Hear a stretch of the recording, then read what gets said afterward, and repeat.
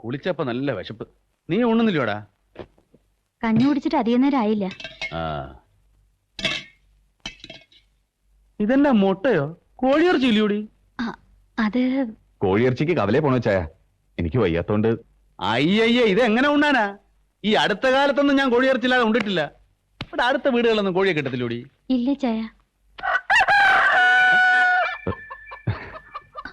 അതെവിടെന്നാ?